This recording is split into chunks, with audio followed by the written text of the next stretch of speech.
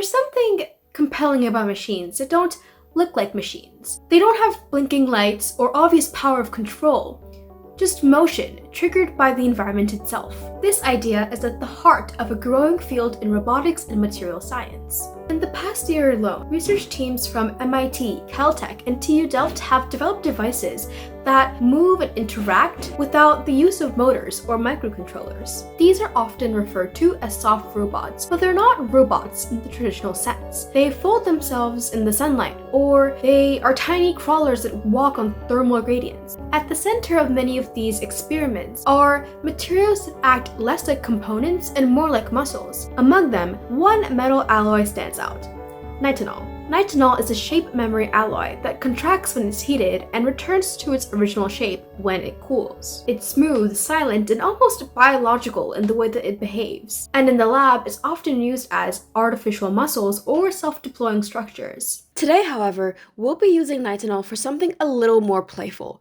creating self-blooming flowers that react to hot water. Hi, I'm Shreya, and welcome to Earth Engineered.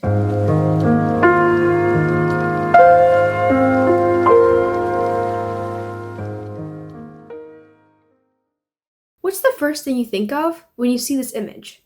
You know what I think of? Bees, pollen, allergies, and lots of sneezing. I'm sure there are plenty of other people like me who see the outdoors as a war zone of itchy eyes and uncontrollable sneezing. Okay, well, whether you like being outside or not, maybe this can change your perspective on how technology is inspired by the environment. And the most interesting thing about this project is that there's no batteries or microcontrollers involved. Nitinol is a shape memory alloy, so when it heats up, even just a little, it contracts. And when it cools down, it goes back to its original shape. This makes it useful in soft robotics and even in space applications. What we're doing here is at a smaller scale, but the same mindset. Building systems that respond to the environment without complex control. By harnessing materials like Nitinol, we can create simple, self-actuating devices that react to natural stimuli. First, let's think about our design. Commercially available Nitinol is usually trained to become straight when heated. When I was first researching how Nitinol wire behaves, I watched this video on Amazon where it was portrayed as incredibly powerful.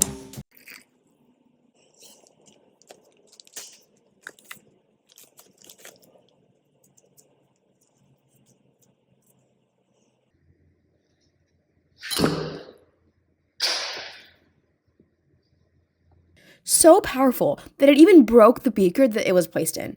Seeing that made me imagine a design where 5 plastic spoons were mounted on rings above a cardboard platform.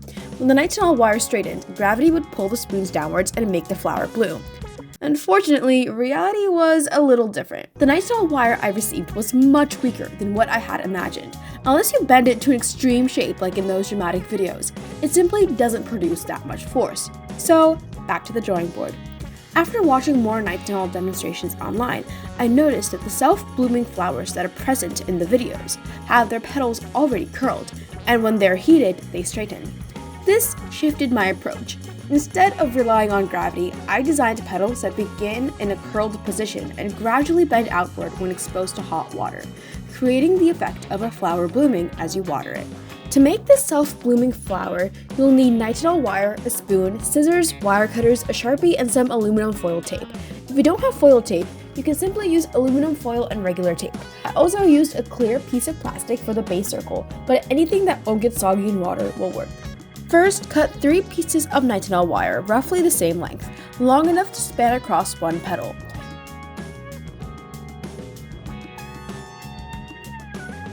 Place the 3 wires side by side on a strip of aluminum foil tape, then cover them with another piece of tape to sandwich the wires inside.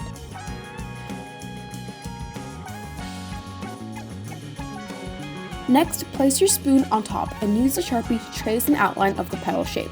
After cutting out the shape, create a small hinge at the base of the petal using a folded piece of aluminum foil tape.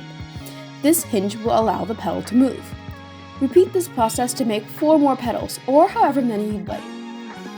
Now let's create the circular base that will hold the petals. Take your plastic sheet and cut out a circle. Cover the bottom of the circle with aluminum foil tape, then tape your petals on top, arranging them in a nice radial pattern around the circle. I'm only showing one petal here, but ideally all petals should be attached. Once everything is placed, fold any excess aluminum neatly around the edges so nothing sticks out. Finally, cut another circle of aluminum foil tape and place it on top to secure all the petals in place. Decorate your flower however you like, and get ready to watch it bloom.